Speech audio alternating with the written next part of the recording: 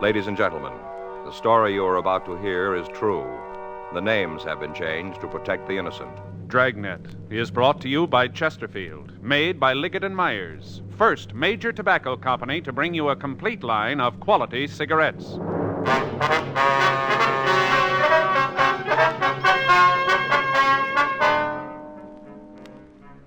You're a detective sergeant. You're assigned a missing persons detail. You get a call that a young mother and a 9-month-old baby have disappeared. Routine investigation turns up the possibility of foul play. Your job? Find them. Today, friends, you hear these 3 words everywhere. Chesterfield's for me. The Chesterfield you smoke today is the best cigarette ever made. Best for you, because Chesterfield gives you proof of highest quality, low nicotine, the taste you want, the mildness you want. Chesterfield is best for you because it's tested and approved by 30 years of scientific tobacco research. Chesterfield is best for you because it has an established good record with smokers, proven by test after test. Yes, friends, the Chesterfield you smoke today is the best cigarette ever made for the taste you want, the mildness you want. Join the thousands now changing to Chesterfield. Always say, Chesterfield's for me.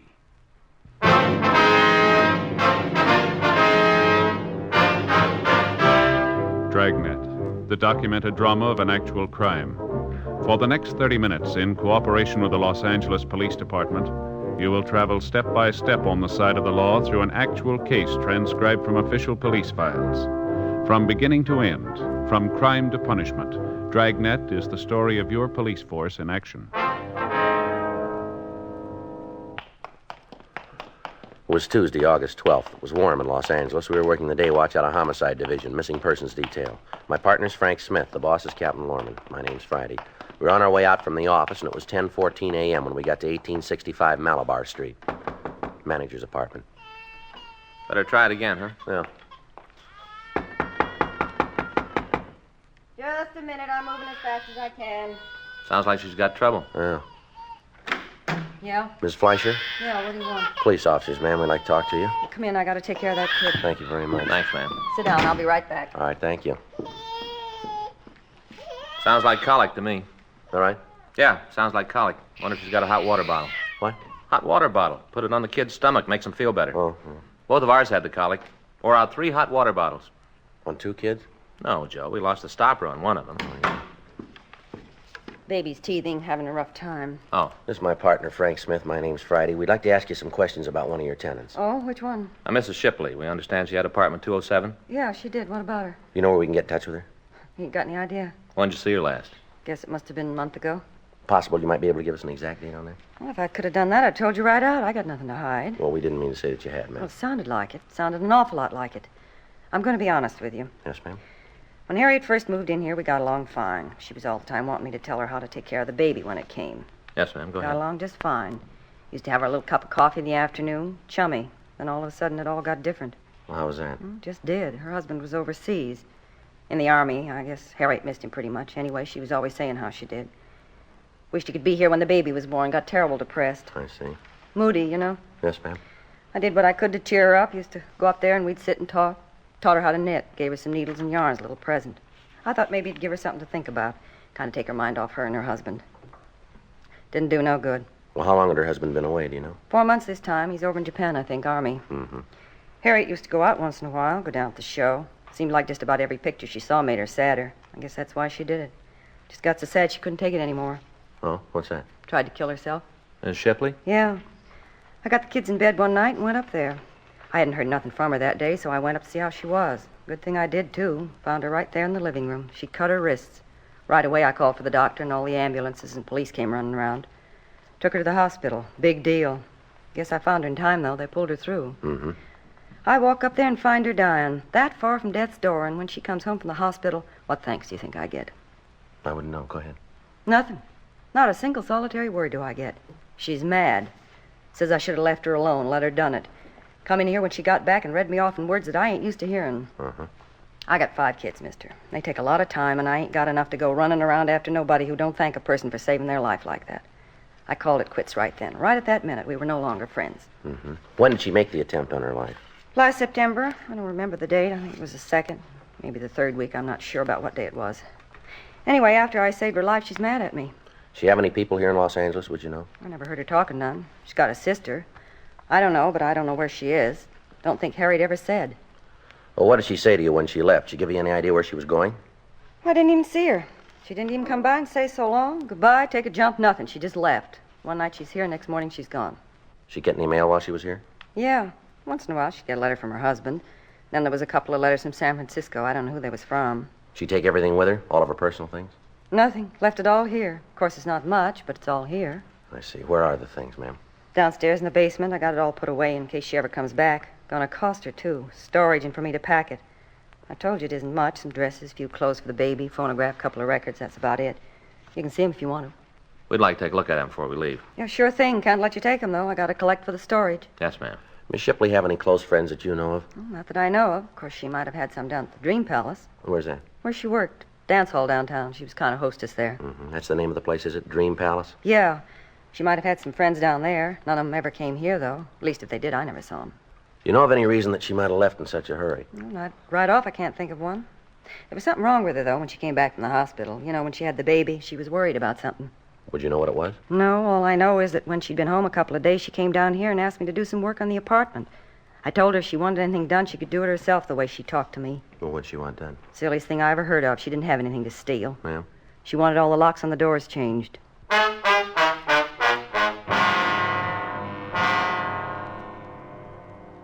"10:46 a.m. In the company of the apartment manager, Barbara Fleischer, Frank and I went down to the basement and looked through the missing woman's effects. Other than the phonograph, several cardboard boxes of used baby clothes, and cheap woman's dresses, we found nothing. There were no snapshots or letters to aid us in ascertaining where she might have gone. We asked Mrs. Fleischer to notify us in the event that she heard from the Shipley woman. We put in a call to Georgia Street Receiving Hospital and verified the story about the attempted suicide. 11:15 a.m. We checked the phone book for the address of the Dream Palace Dance Hall. It was on the 2nd floor of a large building at the corner of 7th and Margot Streets. On the front of the building were several faded photographs of contest winners with the cups that they'd won and the name of the proprietor, Ernest Lasnik. We went upstairs. It was a large barn-like room with crepe paper birds hanging over the lights. In the rear of the place, at one of the tables, we found Lasnik. He was just eating his lunch. Mr. Lasnik, Yeah? What do you want? I'd like to ask you some questions. We're police officers. My name's Smith. It's my partner, Sergeant Friday. Hi. How are you? Won't shake hands. Got butter all over them. Sit down. Thank you. Care for a sandwich? No, thank you. Well, you do go right ahead. There's all the makings, bread, butter, salami, pickles. Help yourself. No, thanks, Mr. Lasnik. You don't mind if I go ahead, huh? Bunch of kids coming in at 3:30. Like to get the place cleaned up before they get here. No, sir, you go right ahead. All right. What do you want to see me about? It's about one of your employees, sir. Yeah? Which one? Girl named Harriet Shipley. Oh, yeah, I remember. She don't work here no more. She doesn't work here anymore? No. Got any idea where she is? No, got the slightest. I ain't seen Nadine in about maybe 6 months. No, sir, you don't understand. We're inquiring about a Harriet Shipley. Yeah, I know. I told you. I ain't seen her in 6 months. What's this about Nadine? That's her club name. Oh. See, lots of girls don't like to use their real names. In case a fellow wants to get chummy away from here, it's easier if we don't know the girl's real name. Harriet used Nadine. I understand. You know, we got a bunch of them. When one of the girls leaves, we put the name back in a hat. New girl picks it. Had 14 Nadine since we opened. 27 Altheas. Yes, sir. Do you have any idea where the Shipley girl is? No. Might check her husband. He might know. We understand he was in the Army. Yeah, that's right. He is. Overseas. He should know where his wife is, though. Ask him. Well, we'll probably do that, sir. We thought maybe we could turn her up ourselves. There's been a missing report filed on her. Missing, huh? Who told it? Sir? Who told about her being missing? The report was filed by her mother-in-law. Well, I wish I could help you fellas out. And the last time you saw the Shipley girl, she say anything about leaving town? No. Wouldn't be surprised, though. Why do you say that? Well, poor kid was scared to death. Told me she wanted to get away. Do you know what she was frightened about? Yeah, Cliff Bender. That's what she was afraid of, Cliff. Well, who's he? Well, look, I'll tell you the whole thing. Be easier that way. One favor I gotta ask you. Yes, sir. You won't tell Cliff I told you. If he come up here, he could tear the place apart easy. You gotta promise me you won't tell him. All right, sir. You go ahead. Yeah. Well, Nadine, Harriet, well, she came to work for me about 1.5 years ago. Came in and told me she'd had some experience in a dance place in the Midwest. I don't remember the name right off. Probably come to me. Yes, sir. Well, Well, I told her I'd try her, sort of probation. Yes, sir. Well, it worked out fine. End of the week, I put her on permanent. She did real well. A lot of guys got to come in just to dance with her. Wouldn't have nobody else, just Nadine. Harriet. Mm-hmm. Well, that's how she met Cliff. He come in one night, fell for it, and they started to go together. I told him I didn't like the idea of girls going out with the customers. Not good business. Didn't make any difference to them, though. They kept right on seeing each other. That's this Bender fella. Yeah. Well, anyway, one night the soldier come in. He was took right away with Nadine. Asked her for a dance. Kept buying tickets all night so as he could dance with her. Come back the next night. Same thing. All night long he danced with Nadine. That's Harriet. Yeah, that's right. Called her Nadine. I told you about it. Yes, sir. Made Cliff plenty sore, but there wasn't anything he could do about it. She wanted to be with a soldier. It wasn't too long before she told him he was going to get married.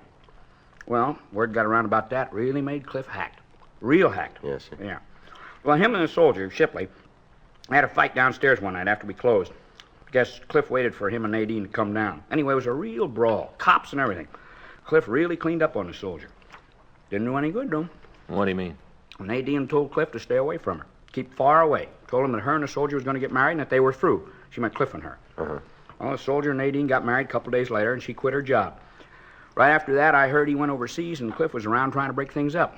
Didn't do no good, though. Nadine loved the soldier, and she planned to stay with him. Yes, sir. Well, I tried to talk to Cliff, tell him to stay out of it. Leave the girl alone. What was that? I told him to leave the girl alone. I see. Mm-hmm. Didn't do any good. He was sure hacked. He said that she was his girl. Might take some time, but he'd get her for running out on him. I figured he told her that, too. That's what she was afraid of. Don't blame her. Cliff told me that, I'd believe him. What's that, sir? That he was going to kill her.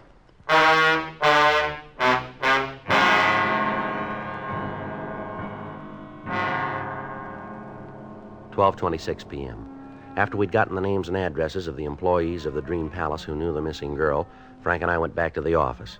We had the names checked through the record bureau, but we found that only one of the 14 people on the list had arrest records. That one was a Cliff Bender, who'd been picked up on a charge of suspicion of burglary. However, according to the information on the report, he'd been released because of lack of evidence. We checked the log about the fight Lasnik had mentioned. We found that an FI card had been filed, but that no arrest had been made. We went over to room 45 and we talked with Sergeant Eggenweiler and Sergeant Rubles, the officers who'd handled the burglary case. They told us that in their contacts with Bender, he was sullen and uncooperative. They told us that he'd been seen in the company of known criminals. They also told us that in their opinion, they considered the man dangerous. We checked his last known address, but we found that he'd moved in July, leaving no forwarding address. While Frank and I checked out the rest of the missing girl's friends and acquaintances, Sergeant Graham and Cliff Bailey tried to check on Bender. We talked to everybody on the list we'd gotten from Ernest Lasnik, but none of them could give us any idea where we might find the Shipley girl. Most of them, however, told us about the threat that Bender had made against her life and expressed the opinion that he was responsible for her disappearance. The next day, Wednesday, August 13th, Frank and I went by communications, then we checked back into the office. I tell you the mother-in-law of that missing girl called again this morning? No, you didn't. Yeah, she wanted to know how we were doing, what progress we've been able to make. Well, what'd you tell her? Well, I filled her in on what we found. I didn't tell her about Bender, though, just said we thought we'd be able to find the girl. Mm-hmm. You talked to her when she made the original report, didn't you, Joe? Yeah. What'd you think? Well, how do you mean? Well, isn't there something there that's a little off base to you? I don't know what you're trying to get at. Well, it just seems to me that she doesn't care if we find her daughter-in-law or not. All she cares about's the kid. Well, yeah, I kind of got that idea myself. The way she talked, doesn't seem that she and the girl got along too well, does it? No. Just seems like there's something she isn't telling us. I don't know what it is. I asked her this morning if she'd heard from her son, if he knew anything about where his wife might be. What'd you say to that? Well, she told me she didn't want to bother him, make him worry. Wouldn't even tell me his mailing address. Said she didn't want him alarmed unless there was a reason. No, the way I see it, his wife being gone is reason enough. Yeah, that's the way it seems to me, and I told her that. She said our job was just to find the girl and the baby, and that's all. Cooperation like that isn't going to make it any easier, is it? We can only do so much if she isn't going to help us. No, it doesn't make a lot of sense. Her filing the report and then holding out information. Huh? Yeah. I maybe better get over and talk to her again. See if we can get the whole story. How about Graham and Bailey? You heard from them? No, there's a note in the book. They got a lead on Bender. Graham said they were going to run it down for us this morning. Uh-huh. What time you got now? 9:43. I want to talk to the skipper. Make arrangements to put a picture of the Shipley girl on suspects wanted this afternoon. Might be able to turn something, huh? Sure, a lot of loose ends. Yeah, I get it. Missing persons Friday. Yeah, Graham. Mm-hmm. Where? What'd she say? Mm-hmm. Yeah, well, that's about the same. Yeah. What? Yeah. Well, you want to call the crime line? Right. No, we'll meet you out there right away. Right, bye. Well, they found where Bender was living. What do you mean was? Checked out last June, about the same time the Shipley girl disappeared. Landlady hasn't seen him since. Guys came up with something else. Yeah. A couple of shirts for a baby. Uh-huh. Bloodstains all over him.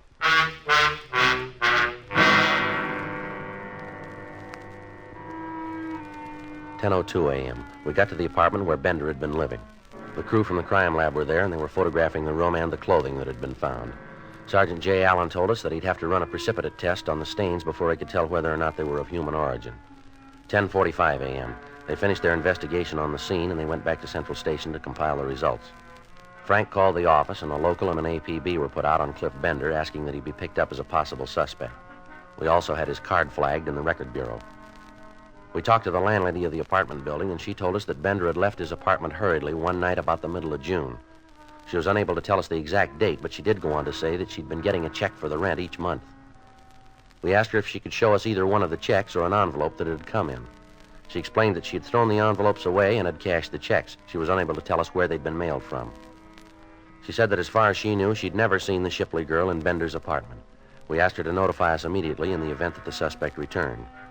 We put in a call to the bank where the rent checks were cashed, and we asked that they give us the information on them. 1:30 p.m.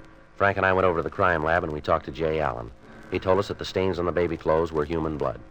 He showed us the photographs taken, but there was nothing in them that would give us any lead as to either the girl's or Bender's whereabouts. That afternoon, the picture of Harriet Shipley was telecast over the police program. We got several calls from citizens who said that they'd seen the girl. We checked them all out. One of the callers, a bus driver, told us that he'd seen the girl and the baby on his bus during the month of June, and that she'd gotten off in San Diego. We alerted the police in that city to look for her. Thursday morning, Frank and I checked into the office. You want to check the book, Frank, see if there's anything from San Diego? Right. I got it. Missing persons, Friday. Yes, that's right. Yes, we did. Uh-huh. Where? You sure about that? Right away. Mm-hmm. Frank, get your coat. What do you got? Shipley girl, they found her.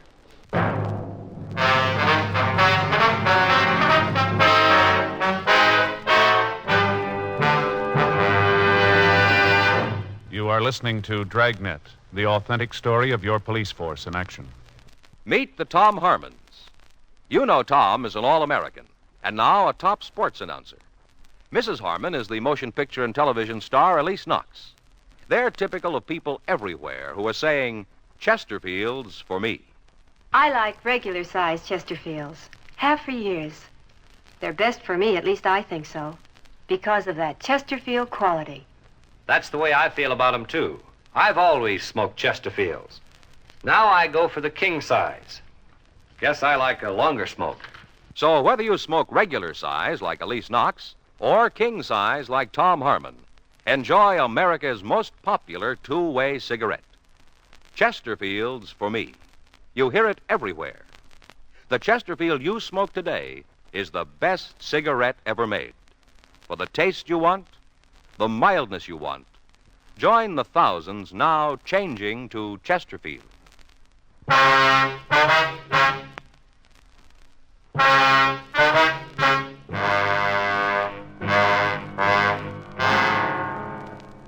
The call had come from a nurse at the State Mental Hospital in Camarillo. She told me that they had a patient who resembled the photograph of the missing girl as televised on our police program. Frank and I left the office and drove out to the hospital. We talked to the nurse and to the doctor who was taking care of the sick girl. From personal effects and the scars on her wrists, we were reasonably sure of the identification. The doctor told us that the girl had been committed on July 17th by her sister under the name Harriet Lavin. He told us that the girl was undergoing treatment, but that there was little hope for a complete recovery and that it would be some time before she could be permitted to leave the violent ward. We tried to talk to her, but we were unable to get any coherent answers. We asked about the baby, but the authorities were unable to give us any information. We got the name and address of the sister who'd committed the Shipley girl, and we drove down to San Diego to talk to her. It was a small place in a wartime housing development. The paint was peeling off the plyboard walls, and the front yard was overgrown with weeds. The woman who answered the door identified herself as Pauline Lavin. Sure, what do you want to know? Don't make no difference now. You go back and tell her it's too late. Way too late. Tell who, ma'am? Mrs. Shipley, Harriet's mother-in-law. You go back and tell her she done it good. There ain't nothing left to do to Harriet. It's all been done. You can tell her that. Well, we don't work for Miss Shipley, ma'am. We're trying to find out what happened to your sister and the baby. Who asked you to find out in the first place? It was her, wasn't it? Wasn't she the one? She filed a report. Well, that's what I mean. Well, you go back and tell her there's nothing more she can do to Harriet or the baby or Big Jerry. Nothing at all she can do. Where is the baby, ma'am? He's not here. Do you know where he is? Yes, but I'm not going to tell you. I'm not going to tell anybody. I promised Harriet I wouldn't tell, and I'm going to keep the promise. Miss Lavin, we don't want to hurt your sister. We're just trying to get to the truth. Now, maybe you better tell us what you know. You ain't doing this for old Miss Shipley? No, ma'am. All right, then. I'll tell you, but not for her. I wouldn't give her the right time of day. She's the one that did it, the whole thing. You can lay it right at her feet. All right, you want to tell us about it? Since they got married, she's given the kids trouble. Right from the first she heard about it. Said that Harriet wasn't good enough for her son. Said Harriet was cheap. Didn't make any difference to the kids. They got married anyway. They were in love, so they got married. Mm-hmm. As soon as Big Jerry went overseas, she started on Harriet to get an annulment. All the time writing her letters telling her how cheap she was. That if she really loved Jerry, she'd get an annulment. And she found out about the baby, so she started saying how they should get a divorce. Does Harriet's husband know about this, would you know? Sure. All along he knew it. He didn't like it. Told his mother to stay out of their lives. Kept telling her, but it didn't do any good. None. Then Harriet got the wire. The one that told about Big Jerry being dead. Almost killed her. I thought it was going to. They was really in love. It isn't often you see something like them two. Real love. The kind you live, not the kind you talk about. Mm-hmm. One night, right after she got the wire, she got a phone call from San Francisco. From old Miss Shipley. She told Harriet that she was going to the court to take the baby away from her. Said she could prove Harriet wasn't a good mother and she didn't deserve to have the baby. Was Harriet living here at the time? No. Well, she'd come down every weekend, but she wasn't living here. There was a guy up in L.A. that was giving her trouble. A fella named Bender, I think. He was with her when she tried to kill herself. He ran out so he wouldn't get mixed up in it. He was always giving Harriet trouble, so she left one night to get away from him and old Mrs. Shipley. She came down here and said that she just wanted to be left alone with her baby. That's not a lot to ask, is it? Just to be left alone? No, ma'am. It was for old Mrs. Shipley. She just wouldn't let Harriet alone. Kept after her saying how she was going to take away the baby. How Harriet was an unfit mother. Kind of got on her mind. Finally, there wasn't much else she was thinking about but how to keep her baby.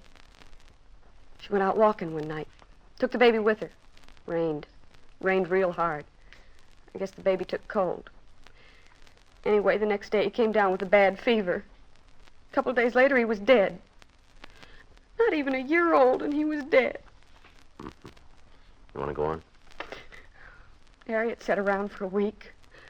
Didn't say anything. Didn't do nothing, just stare at the wall. Didn't even cry. Just sat and looked at the wall.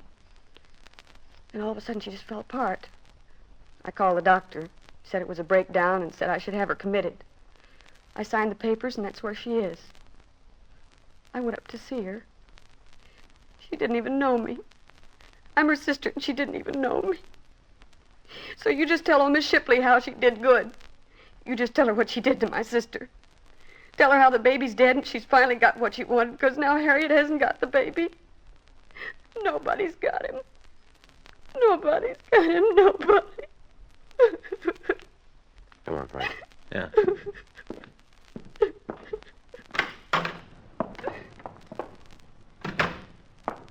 Where to?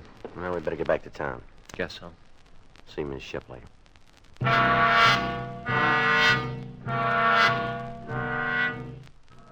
We got back to Los Angeles at 9:30 p.m. We went directly to the hotel where Mrs. Shipley was staying. The desk clerk told us that she left word that she was not to be disturbed.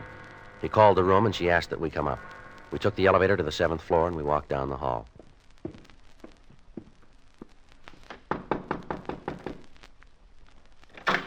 Good evening, Sergeant Friday. Officer Smith, come in. Thank you.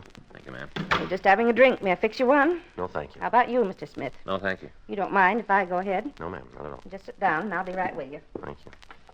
Desk clerk said it was important. Yes, ma'am. You found my daughter-in-law? Yes, ma'am. And the baby? Where's he? Is he still with her? No, ma'am, he's not. Where is he? Your daughter-in-law's pretty sick, Miss Shipley. Oh? Yes, ma'am. She's in the state hospital up at Camarillo. Camarillo? Yes, ma'am. That's a mental hospital, isn't it? That's right. Well, I'm sorry to hear about Harriet, but I knew she wasn't very stable. Why didn't you tell us your son was dead, Mrs. Shipley? I didn't think it had any bearing on the thing. What difference does it make? You don't seem to be very interested in his wife. I'm going to be honest with you, Sergeant. I'm not. Not in the least interested in what she does or where she is. I never did feel she was the right girl for my son, never. When the baby was born, I tried to go along with it. I tried to be nice to her, and she wouldn't have it. She wouldn't even be friendly. She poisoned my son, turned him against me. She's a terrible woman. Just terrible. Whatever's happened to her is just exactly what she's got coming. Naturally, I'm sorry it's the way it is, but there's nothing I can do. All I'm interested in right now is my grandchild. I want him. And if I have to go to court to get him, then I'll do it that way. That won't be necessary, ma'am. Where is he? I'd like to go and get him now that Jerry's wife can't take care of him. He's dead, ma'am. If this is some kind of a joke that you're making up to help my daughter-in-law keep him, it won't work. It's no joke. It's the truth. He died in a hospital in San Diego. It's not right. It's not right that he's dead. She did this. Harriet. She did it to get even with me. I know she did. We're sorry, Miss Shipley. First my husband, then Jerry. I haven't got anybody. I'm all by myself. Isn't anybody in the world who cares? Nobody. No, we're sorry, Miss Shipley. I wish there was something we could do. No, you're not. You're like the rest of them. Well, it's Harriet. She's the one. Nobody else to consider in this mess. Just her. What about the baby?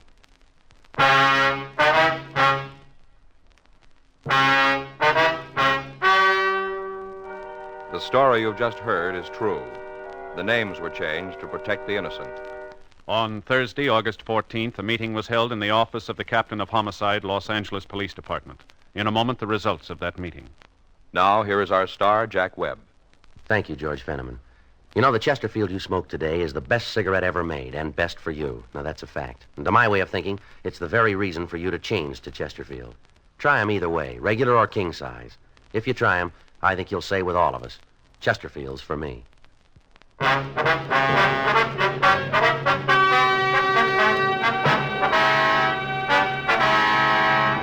At the meeting held in Captain Lorman's office, it was decided that no criminal act had taken place, and the case was officially marked closed.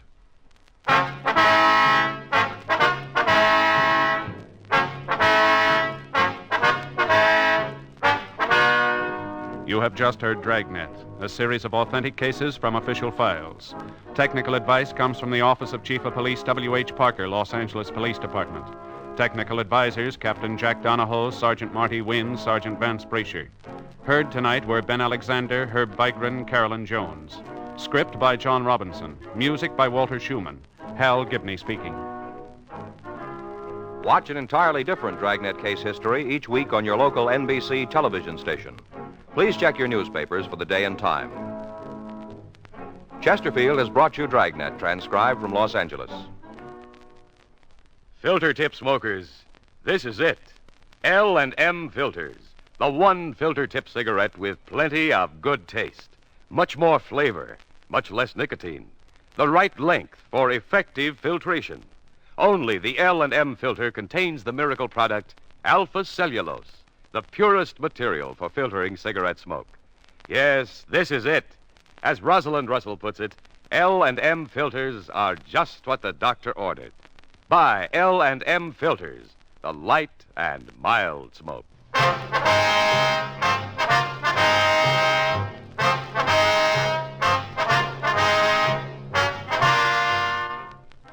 Hear Rocky Fortune following John Cameron Swayze and the news on the NBC Radio Network.